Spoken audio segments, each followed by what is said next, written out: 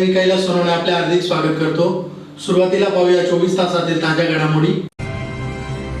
महिलेचे हरवलेले सोन्याचे दागिने व रोख रक्कम प्रामाणिकपणे परत करणाऱ्या युवकाचा पोलीस अधीक्षकांनी केला सत्कार। गंगामय अभियांत्रिकी महाविद्यालय येथे श्री आदिशक्ती महिला संमेलन संपन्न। श्री क्षत्रियवीर भाथोजी महाराज यांच्या यात्रोत्सवानिमित्त विविध कार्यक्रमांचे आयोजन। आणि ओसवाल नगर येथे श्री कुंदकेश्वर महादेव हनुमान मंदिराचा प्राण प्रतिष्ठा सोहळा उत्साहात संपन्न। आता बातमीपत्र विस्ताराने। धुळे शहरात महिलेच्या हरवलेल्या पर्समधील रोख रक्कम व सोन्याचे दागिने प्रामाणिकपणे परत करणाऱ्या राकेश उर्फ बप्पू माळे याचा जिल्हा पोलीस अधीक्षकांनी सत्कार केला। धुळे शहरात महिलेच्या हरवलेल्या पर्समधील रोख रक्कम व सोन्याचे दागिने प्रामाणिकपणे परत करणाऱ्या युवकाचा जिल्हा पोलीस अधीक्षक श्रीकांत दिवरे यांनी सत्कार केला आहे। याबाबत अधिक माहिती अशी की दिनांक 16/12/2023 रोजी संध्याकाळी 5:30 वाजेच्या सुमारास राकेश उर्फ पप्पू राजेंद्र माळी वय 33 वर्षे राहणार यशवंत नगर साक्री रोड धुळे याचे मालकीचे जिल्हा उद्योग केंद्र फाशीपूल धुळे येथील राजेंद्र स्टी स्टॉल या हॉटेल समोर रस्त्यावर लाल रंगाची लेडीज पर्स बेवारस पडलेली मिळून आल्याने सदर पर्स चेक केली असता त्यात रोख रक्कम सोन्याचे दागिने मिळून आल्याने राकेश माळे यांनी तात्काळ स्थानिक गुन्हे अन्वेषण शाखेचे पोलीस निरीक्षक दत्तात्रय शिंदे यांच्याकडे सदर पर्स सुपूर्द केली होती। पोलीस निरीक्षक दत्तात्रय शिंदे यांनी तात्काळ सदर लेडीज पर्स मध्ये मिळून आलेल्या कागदपत्रांच्या आधारे मालकाचा शोध घेऊन महिला नामे मोनिका जयसिंग राजपूत राहणार फाशीपूल धुळे यांना संपर्क केला असता सदर पर्स स्कूटी गाडीवरून जात असताना रस्त्यात हरवले असल्याचे सांगितले। तदनंतर मोनिका राजपूत यांना पोलीस अधीक्षक कार्यालय येथे बोलवून लेडीज पर्स मधील वस्तू त्यांचेच असल्याबाबत खात्री करून रोख रुपये 72,000 व 15,000 रुपये किमतीचे सोन्याचे दागिने असा सुमारे 87,000 रुपये किमतीचा मुद्देमाल सुपूर्द करण्यात आला। राकेश उर्फ पप्पू राजेंद्र माळी राहणार यशवंत नगर याने प्रामाणिकपणे परत दिल्याने जिल्हा पोलीस अधीक्षक श्रीकांत दिवरे यांनी त्याचा सत्कार करून त्याचे आभार व्यक्त केले। फाशीपूल येथे एका महिलेची पर्स स्कूटीवर जाताना पडली होती। त्या पर्समध्ये एकूण 72,000 रुपीज कॅश आणि 15,000चे दागिने होते आणि ही पर्स एका स्टॉल धारकाला तिथे दिसली। त्याचं नाव आहे राजेंद्र उर्फ पप्पू गजेंद्र माळी। याला ती पर्स दिसल्याने त्याने अतिशय इमानदारीने काम करून त्याने पोलिसांशी संपर्क साधला। त्यांनी स्वतः ती पर्स आम्हाला आणून दिली। त्यातली कॅश आपण मोजली आणि संबंधित मोनिका यांना ती पर्स आता देण्यात आलेली आहे। अतिशय चांगलं काम केल्यातर्फे आम्ही त्याचा सत्कार देखील केलेला आहे। नागरिकांना देखील आव्हान आहे की त्याने याचप्रमाणे जर काम केलं तर चांगली प्रतिमा निर्माण होईल। धन्यवाद। धुळे तालुक्यातील नगाव येथील गंगामय अभियांत्रिकी महाविद्यालय येथे आदिशक्ती महिला संमेलन 2023 उत्साहात संपन्न झाले। धुळे शहराजवळील नगाव येथील गंगामय अभियांत्रिकी महाविद्यालय येथे श्री आदिशक्ती महिला संमेलन धुळे 2023 चे रविवारी आयोजन करण्यात आले होते। गणेश वंदना करून प्रमुख अतिथींच्या हस्ते दीप प्रज्वलन व भारत मातेचे पूजन करून संमेलनास प्रारंभ करण्यात आला। प्रास्ताविकात संध्या कुलकर्णी यांनी माहिती दिली। प्रमुख अतिथी डॉक्टर बरखाताई पाडवी व शुद्धानंदा भारती यांनी संमेलनास मार्गदर्शन केले। आभार प्रदर्शन संघमित्राबाई कापडी यांनी केले। यावेळी डॉक्टर बरसाताई पाडवी, शुद्धानंदा भारती, तेजश्री कौशिक, मालती राठोड, रेवती पागे, अश्विनी जोशी, दर्शना पवार, ममता किनोडिया, अंजली देशपांडे आदी उपस्थित होते। खास करून कार्यक्रमाचे संयोजक, स्वागत समितीचे सर्व सदस्य, दोघा सत्रांचे प्रमुख वक्ते मा विशुद्धानंदा भारती देवी व प्राध्यापक अंजलीताई देशपांडे, प्रमुख पाहुणे सौ ममता किनोडिया यांची मी आभारी आहे। मी मूलतः मध्य प्रदेशची आहे। बालाघाट जिल्हा म्हणून तिथे जिल्हा आहे, तिकडची मी आहे आणि माझं जे शिक्षण आहे ते MBBS मी गांधी मेडिकल कॉलेज भोपाळ इथून केलं आहे आणि त्याच्यानंतर पोस्ट ग्रॅज्युएशन म्हणजे MD ॲनेस्थेसिया KM हॉस्पिटल जे परेलमध्ये आहे मुंबईला, तिथून मी पासआउट झाली आहे।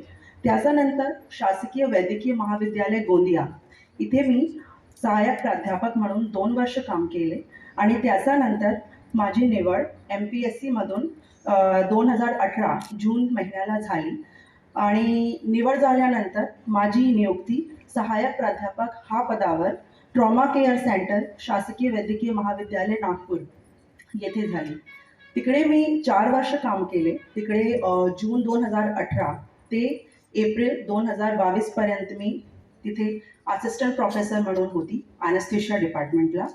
त्याच्यानंतर श्री देवेंद्र रूपसिंग पाडवी म्हणजे माझे पती यांच्याशी माझं लग्न झाल्यानंतर मी नंदुरबार जिल्ह्यातील तळोदा येथे आली आणि त्याच्यानंतर तिकडे मी काम करते। माझ्या RS हॉस्पिटल तळोदा येथे मी मॅनेजिंग डायरेक्टर आहे आणि हॉस्पिटलच्या ICU मध्ये क्रिटिकल केअर फिजिशियन म्हणजे अतिदक्षता तज्ञ म्हणून मी काम करते।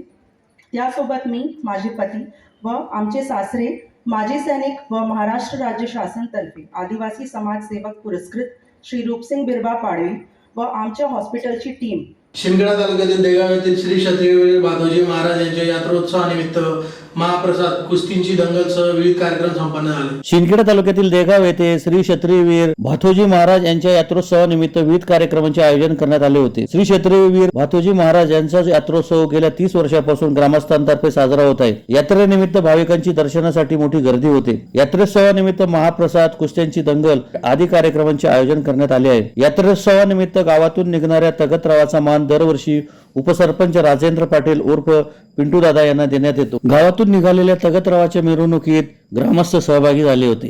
यावेळी सरपंच उषाबाई बागले, उपसरपंच राजेंद्र पाटील, राजदार महाराज, आसाराम महाराज, विनायक पाटील, पोलीस पाटील फुला कोळी, भरतसिंग गिरासे यांच्यासह ग्रामस्थ मोठ्या संख्येने उपस्थित होते. मध्ये क्षत्रवीर भातेजी महाराज यात्रा निमित्त बेगाव गावामध्ये सर्व उत्सवाचे वातावरण आहे. या यात्रेमध्ये उद्या भंडाराचा, महाप्रसादाचा मोठा कार्यक्रम आहे आणि 19 तारखेला जाहीर कुस्तींची दंगल होणार आहे. कुस्तींची दंगल तरुणांमध्ये उत्साह येणे व कुठेतरी पोलीस भरती असेल किंवा काही शैक्षणिक असेल यांच्यामध्ये उत्साह येण्यासाठी गावातील सर्व मंडळी मिळून या दंगलचा मोठा जाहीर कार्यक्रम आयोजित केलेला आहे. यात्रेला आता या वर्षी पूर्ण 30 वर्ष होत आहेत. तरी हळूहळू या यात्रेचं स्वरूप मोठ्या प्रमाणात वाढत चाललेलं आहे. असंच हे स्वरूप हे मोठ्या उत्साहात व्हावं हेच भातीजी महाराज चरणी प्रार्थना. मध्ये सर्व परिसरातील व जिल्ह्यातील लोक देवाच्या दर्शनासाठी आवर्जून येतात व या यात्रेला पुढे भरभरून प्रतिसाद मिळावा याच भातीजी महाराजाच्या चरणी प्रार्थना आहे. धुळे शहरातील नगावारी परिसरातील ओसवाल नगर येथे श्री कुंदकेश्वर महादेव व हनुमान मंदिराच्या प्राणप्रतिष्ठा सोहळा उत्साहात संपन्न झाला. यावेळी महाप्रसादाचे आयोजन करण्यात आले होते. धुळे शहरातील नगावारी परिसरातील ओसवाल नगर येथे श्री कुंदकेश्वर महादेव व हनुमान मंदिराच्या प्राणप्रतिष्ठा सोहळा रविवारी मोठ्या उत्साहात संपन्न झाला. प्राणप्रतिष्ठेनिमित्त दिनांक 15 ते 17 डिसेंबर दरम्यान विविध धार्मिक कार्यक्रमांचे आयोजन करण्यात आले होते. रविवारी शांतीमुक्त पाठ, प्राप्तपूजन, मूर्तीची प्राणप्रतिष्ठा संस्कार, ध्वजारोहण, पूर्णाहुती सोहळा व महाआरती संपन्न झाली. यावेळी महाप्रसादाचे आयोजन करण्यात आले होते. महाप्रसादाचा शेकडो भाविकांनी लाभ घेतला. आमच्या कॉलनीत 15/12/2023 ते 17/12/2023 या ठिकाणी ओसवाल नगरच्या ओपन प्लेसमध्ये भव्य दिव्य या ठिकाणी आम्ही अनेक वर्षापासून भगवंताकडे मागणी करत होतो आणि भगवंताने ती आमची इच्छा पूर्ण करण्यासाठी आम्हाला अनेक लोकांनी सहकार्य केलं. कॉलनीतल्या लोकांनी सहकार्य केलं. 15 तारखेला मिरवणूक झाली. दिवसभर मूर्तींची जलसंधारण झालं. काल परवा मूर्त्यांना या ठिकाणी धान्यामध्ये त्यांचं त्या ठिकाणी झोपवण्यात आलं. सगळं विधी 2 दिवसापासून चालू होते. आज पण सकाळी सगळी विधी झाली आणि आता या ठिकाणी प्राणप्रतिष्ठा करण्यात तयारी झाली. परंतु थोडंसं नाही उशीर झाला म्हणून भाविकांची आम्ही ओसवाल नगरच्या वतीने माफी मागतो, क्षमा मागतो. तर या ठिकाणी या कार्यक्रमाला भेट देण्यासाठी, भंडाराला कार्यक्रम देण्यासाठी ज्या माननीय नेत्यांनी आम्हाला सहकार्य केलं त्यापैकी एक मनोज भाऊ, सागर भाऊ या सगळे या ठिकाणी आलेले आहेत. त्यांनी या ठिकाणी उपस्थिती दिली त्याबद्दल आम्ही ओसवाल नगरच्या वतीने त्यांचे आभार व्यक्त करतो आणि माझे 2 शब्द समाप्त. पुन्हा एकदा ठळक घडामोडींवर. महिलेचे हरवलेले सोन्याचे दागिने व रोख रक्कम प्रामाणिकपणे परत करणाऱ्या युवकाचा पोलीस अधीक्षकांनी केला सत्कार. गंगामय अभियांत्रिकी महाविद्यालय येथे श्री आदिशक्ती महिला संमेलन संपन्न. श्री क्षत्रियवीर भातोजी महाराज यांच्या यात्रोत्सवानिमित्त विविध कार्यक्रमांचे आयोजन. आणि ओसवाल नगर येथे श्री कुंदकेश्वर महादेव व हनुमान मंदिराचा प्राणप्रतिष्ठा सोहळा उत्साहात संपन्न. याचबरोबर श्रीराम टाइम न्यूजचे बातमीपत्र संपले. दिवसभरातील ताज्या घडामोडींसाठी पाहत राहा श्रीराम टाइम न्यूज. भेटूया पुढील प्रसारणात. तोपर्यंत नमस्कार.